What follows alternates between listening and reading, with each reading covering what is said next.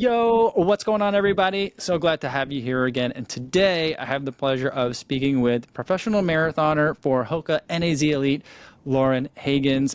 She just came off of a win at Grandma's Marathon. I love that course.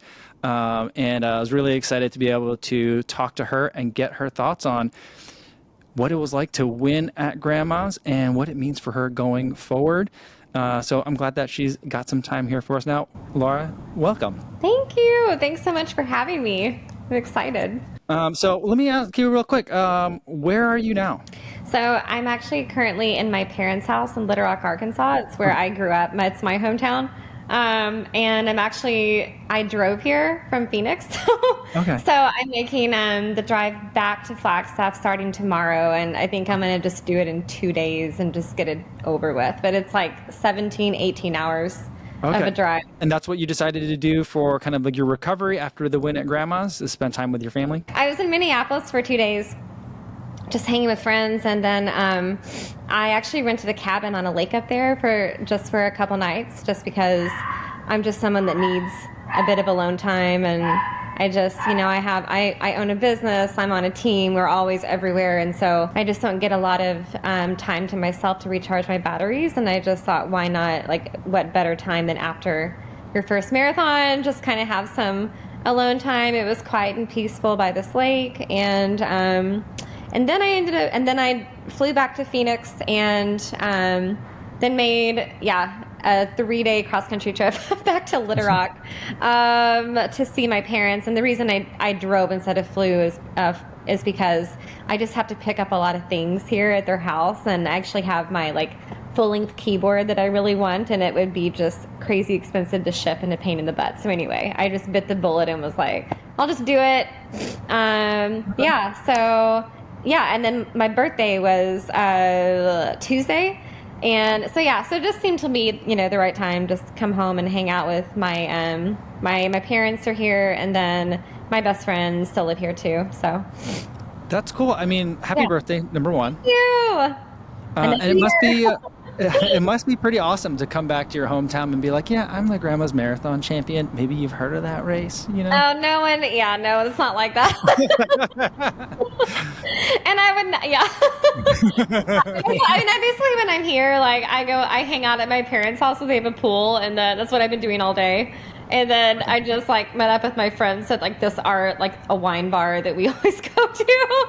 So it's really not even. I am back running though, and oh god, it's so hot and humid here right now. It's but it's fine.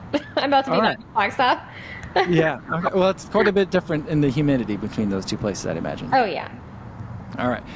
Quick question. One of the things that I wanted to bring up is I remember the first time I ever got this chance to see you race was at the New York City 5K USATF Championships. That was a couple of years ago. Yeah. At the time, though, your Instagram handle was Hot Paquettes and playing on Hot Pockets. Yes. And now your Instagram name has changed, and now you're Hagans. Another food pun. Yeah, so another food pun. I know you've had a name change recently in between those two times.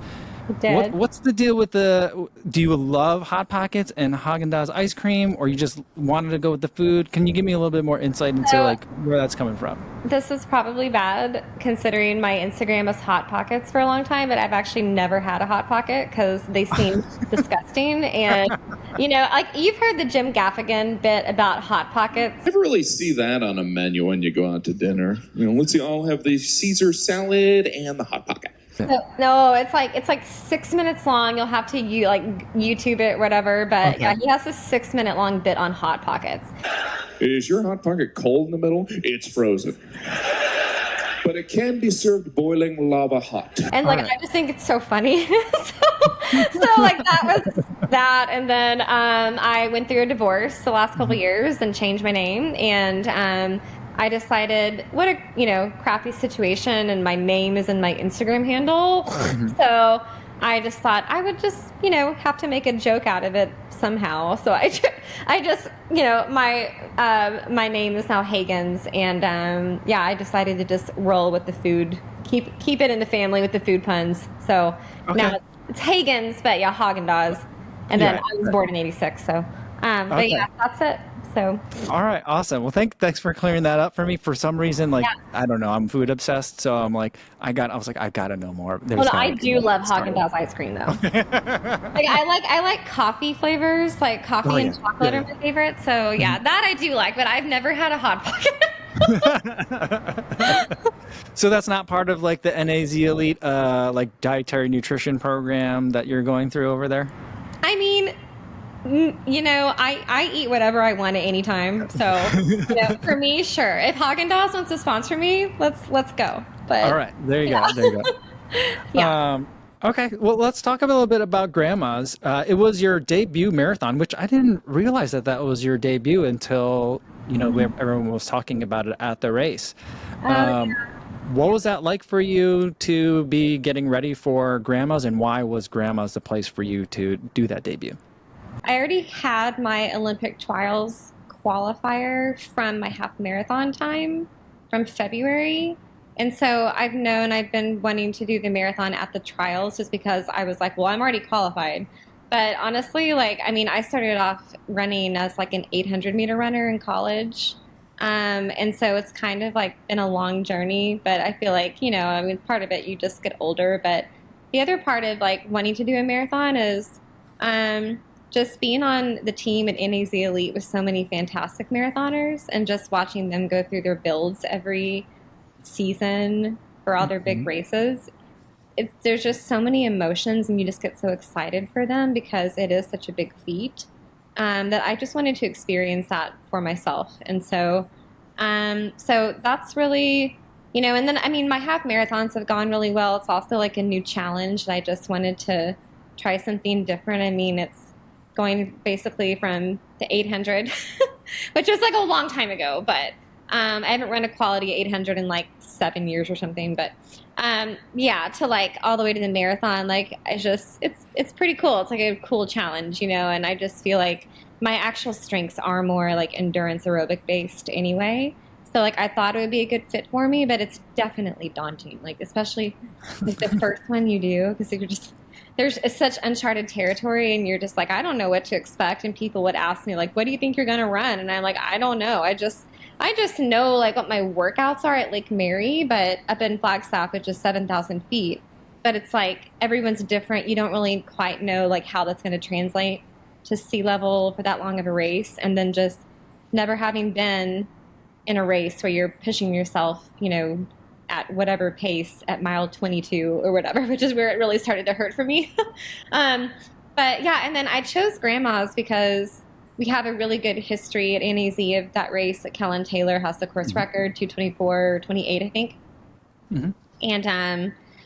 And it just seemed like the right timing. Now I have, I guess, 7 months until the Olympic trials. So I just thought, like, if I don't come off the race very well or something, like, I have at least a lot of time to get fit again for the trials.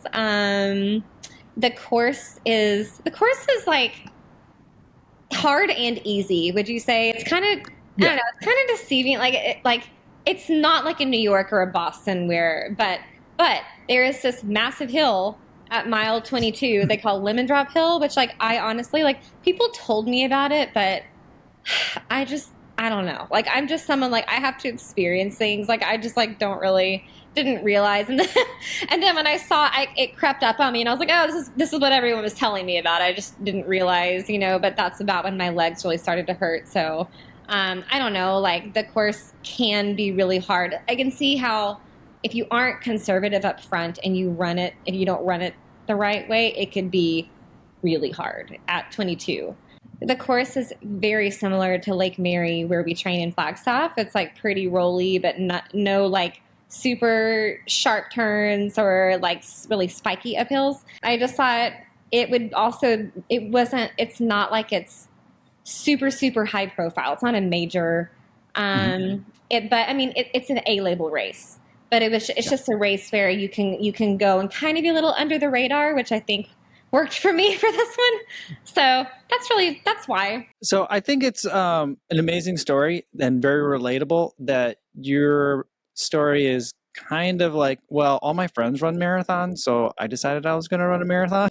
Well, just But like, surrounded by, I mean, I have, Allison stuff and Kellen and Paige now and yeah, Alice, and then Julia Griffey was on our team. And it's just like, yeah, like it's cool. And like, I'm already talking to Kellen and Alethine about how excited we are to train together for the trials and, in a few months. And so it's just this, like, it's really cool. Like, I feel like part of a group, and also like, that's another reason I really wanted to do well, because I was like, I want to be part of the marathon group. Yeah. I can't like bomb my first one. So well, then you might not be able to run with your friends then if you're not training with the marathon group anymore. So you got to do well. yeah, because I'm kind of this like weird athlete. Like we have a lot of new track athletes now on NAZ, and I'm kind of like somewhere in the middle where they like Alan Culpepper, our coach, right? He always calls me like a hybrid, Okay. which is because like I'm track, but like I can also do these really long races. And so it's like weird. Like I don't quite fit into the track group, and I wasn't quite a marathoner yet, but now I'm a marathoner, but I don't know. So I can still like go back and forth probably. Okay. Where do you see yourself in that? Do you like, I introduced you as pro marathoner for Hoka NAZ Elite. Is that how you see yourself now? I guess I am, but I just feel like, I mean, I've run one marathon where like, Okay. I just have like a lot of track credentials. And then I've also like had really good success in the half so far. So I don't know. I think the half marathon is still my favorite event, but I think the half marathon is an underrated event. I love the half. And I know there's a half marathon on the world stage at like the world like road running challenge this October, but it's not like, it's like annoying because it's not an Olympic event, It's like Right. 5 and the 10 and the marathon are, then the half is like, that's great. You're like, we fit in a weird, awkward race. Yeah. Yeah, but For sure. I love the half. It's my favorite so far, still. So you mentioned that you've been training with Callan Taylor and Alethine. Going into Grandma's, did Callan ever like say like, hey, I think you're in such and such a time shape for this race? Or what were some of the conversations that she's had with you, because she had a lot of experience and has the course record there? Like, it wasn't like, oh, I think you'll run this at Grandma's. It was like, I think you're capable of running like really fast. To like, I mean, someone, I don't know if it was Kellen or someone, but someone was like, yeah, I mean, if you did get the course record, I wouldn't be super surprised, but it's also your first one. And then I wasn't really going for that. I was just kind of going to like just experience it. And yeah, I mean, I knew I would run fast, I think, but just a bunch of advice, which is really great. Just like be smart, like ride the waves, the marathon. You might have bad patches, but just know you did the training and it'll pass as long as you just don't panic. And I really only had one of those patches in the race, and I think it was at like mile 21. Okay, but mile 21, that's like right when you caught Dakota, isn't it? Yeah, it was like kind of like as soon as I passed her, I was like, Okay. oh, I'm in the front. And I was like, I have 5 more miles to go. And I like at that point, it was like my legs were starting to get so heavy, and which as they should. I mean, I was pretty consistently running. I think I averaged 5:34 pace, and even when I got to miles like 22, 23, I was still clicking off low 5:30s, and yeah, I don't know. I think my mile 25 was 5:40, which was my slowest one. But then like my mile 26 was 5:26, which is my fastest one. All right, there you So go. I don't know. I don't know if it was like the course or what, like just like where the hills were or whatever. But yeah, like I think, yeah, it was just kind of just listening to all their advice and kind of rolling with the punches. Like I kind of just ran to the course, and just I feel like I ran pretty conservatively as far as effort goes. It's just my legs kind of caught up to me Okay. the last few miles. So Now, it seemed like, just to ask a couple of like kind of tactics questions from the race, it seemed like for a lot of the race, there was a kind of a chase pack that was about 10 or 15 seconds behind Dakota the whole time. Was Yeah. that something that like you guys had all kind of like talked about in the moment, or like how did that, no one decided like they were going to go and try to catch her, or kind of how did that happen? I don't know what everyone else was thinking, but I kind of was just doing my own thing the whole time. Like Okay. I kind of had a pace range of where I wanted to be. And I guess it like because Dakota took off from the beginning. Like I'm pretty sure I know my first mile was 5:33. I think hers had to have been like 5:25 or faster. And so like I kind of had I knew she had announced she was going after the record. And I knew I wasn't going to try to go with her. And I've seen her race, I've watched her race, and I know that she goes out pretty hard usually. And for my first marathon, I was not going to do that. And I was just kind of try to actually, because like I actually have a problem with that too. Like I tend, because I think it's my 800 background, but I tend to get off the line really fast. It's just like ingrained in me. Like, and so like that was like, I don't want to do that for a marathon, you know? So I was like really trying to focus on just holding back. And then it just happened to be like, I just went with how my body felt really on the day. And, it just ended up being like 5:30s. And then I don't know. I mean, it was Grace Kahura, Carrie Verdon, and Gabby Rooker. And I don't know if I think Gabby kind of went with Dakota, but then she kind of settled back with me and Carrie and Grace. And we didn't talk about any of it beforehand. I kind of was just like running what I thought I needed to run. And it was nice to have people around me. Like it felt nice to have a pack. I felt like I was at practice. Okay. And then, and then like none of us really said anything to each other. Like, oh yeah. Cause I think we were like, yeah, you're right. Like 10 to 15 seconds behind her, like the entire race, like after the first mile, pretty sure. And no one was really thinking like, let's go catch her. I wonder if they were in their head, but like no one said that. Okay. But yeah, I just kind of like held steady the whole time. And then when I caught Dakota, I think what happened is she had started to slow down. So I think she dropped like a 5:40, and then I just ran a 5:30. But I ended up catching her, but it wasn't like a surge or anything. It was just like I just ran a steady race, and then it just ended up being my day. Because, I mean, Dakota's run faster than that on that course. And, you know, I mean, that's kind of the weird thing about the marathon is, like, you know, sometimes it's not even your fitness. Sometimes it's the day you have to. Right. Or I think. I mean, you know, but I don't know. You can also make things happen even if it's not your day. So I'm not sure. I still have a lot to learn in this event. But that's kind of how it happened. Like, tactically, it wasn't even, like, I just was kind of, like, going for a feeling rather than like I have to run a certain pace. That just ended up being the pace. And then how did you guys train to dial in that feeling though? Because I mean, I know you guys are really open in terms of posting all your training so everyone can see everything that you're doing. How do you what are the prompts that you're getting from your coaches on like how do you learn that feeling? Because I think that's really tricky, especially for pros, but even more so for amateurs and non-elites. I mean, we have paces almost at every practice. Like, we don't really, that is an interesting question because we don't really, like, most of my workouts, I think I had, like on the weekends, I'd have like longer tempos or steady states. So it'd be like an 8-mile tempo after 8 miles easy, or like a 12-mile steady state, 10-mile steady state. And then I'd have a bunch of like K repeats or 800s or something like at like half marathon or 10K effort even earlier in the week. And so we have paces for every single workout. I think it's, you know, and maybe it'll be, but I think like I've been running on Lake Mary like 5:45 or a little bit faster for all of my long tempos. And so just knowing, like, at least with my half marathons, like that I have a pretty big conversion, I think they just thought like, well, like this is like the effort range you can run. So they did say like Alan, Jenna, and Ben all said 5:35 to 5:40 pace. And I ran 5:34 pace. And so I kind of ran probably closer to my ceiling for that day.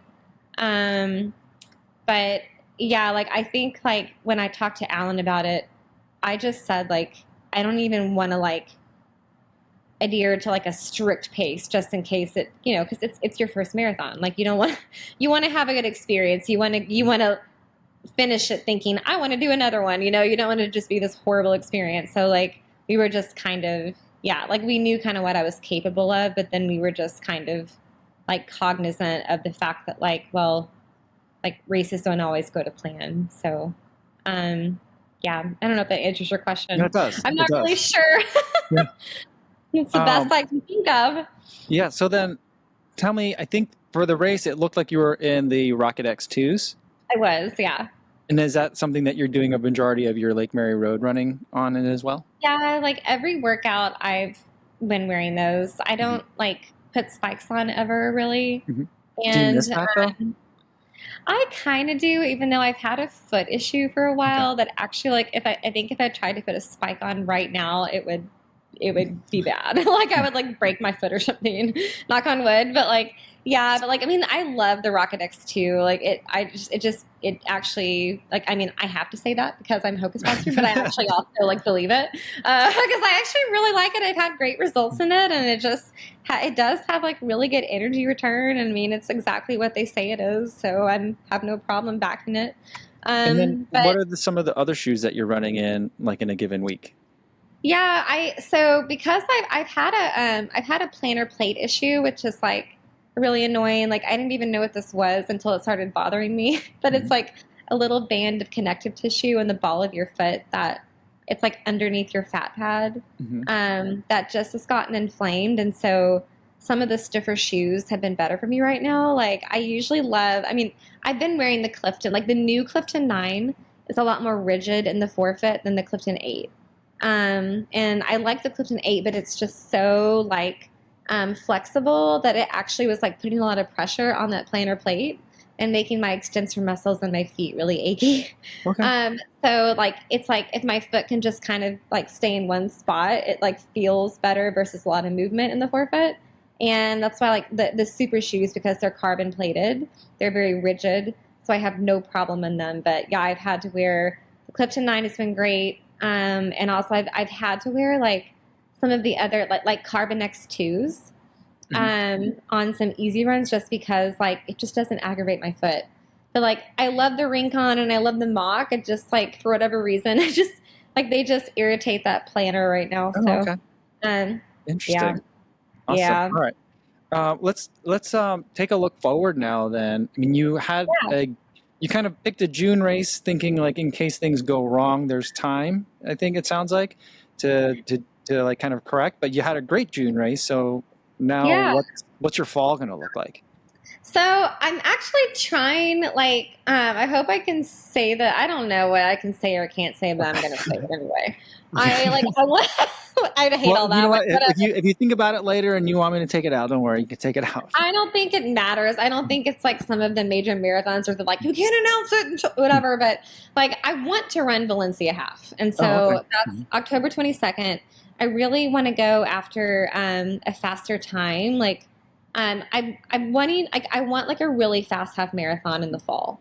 And so I'd be shooting to run like 67, 68 minutes for that.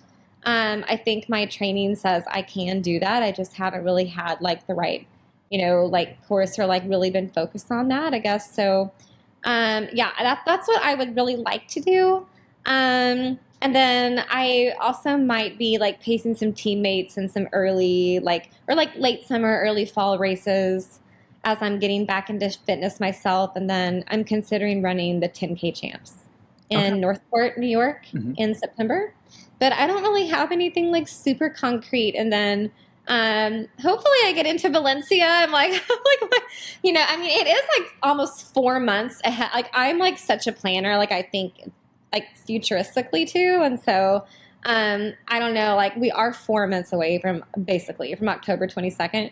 So like it's kind of early, but like I'm hoping that I'll be able to get in now with grandmas and then my half marathon times before, but you never know. I'm just waiting to find out. And then, yeah. And then I think I'm not going to do another marathon until the trials. Cause I just, like I said, like, I mean, I thought, a mid-June race, just in case my body doesn't like recover very well, like I have plenty of time to get it back up and going. And I just thought like I'm just not going to do a fall marathon because like for that reason. And like I know that means like I'll still be relatively inexperienced going into the trials, but it's just a race. It's just long, and I've been running my whole life, so why complicate it?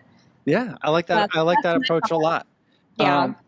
Will there be any like based on kind of like what you saw at grandma's and kind of like what you're anticipating you're going to be able to need to do at the trials, are there going to be major tweaks or changes to the training as you go hopefully to Valencia and then into the trials? I mean, I'm sure for Valencia, I'll do like a more half marathon specific block.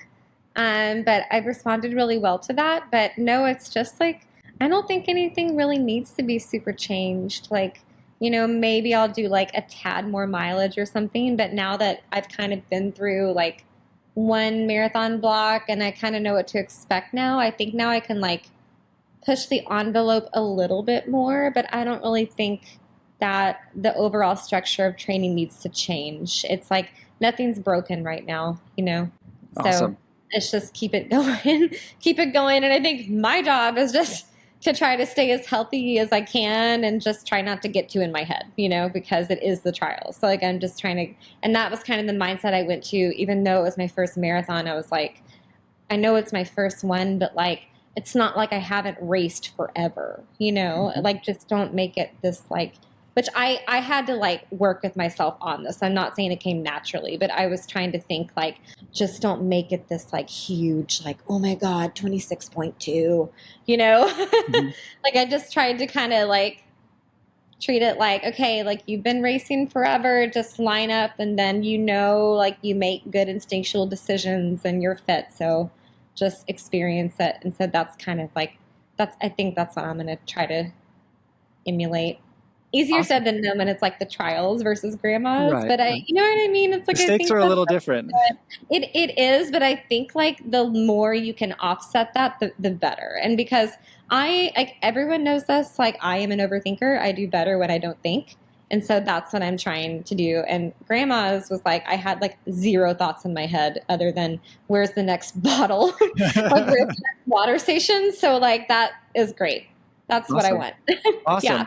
Well, thanks so much for spending some time to talk with us today, and good luck in your training. And we can't wait to see you racing again in between Thank now and the you. trials. And I'll be down there in Orlando, so I'll be looking for you out there on the course and cheering Okay, you on. awesome. All right, cool. Well, I'll see you there. All Thank right. you. Thanks so much.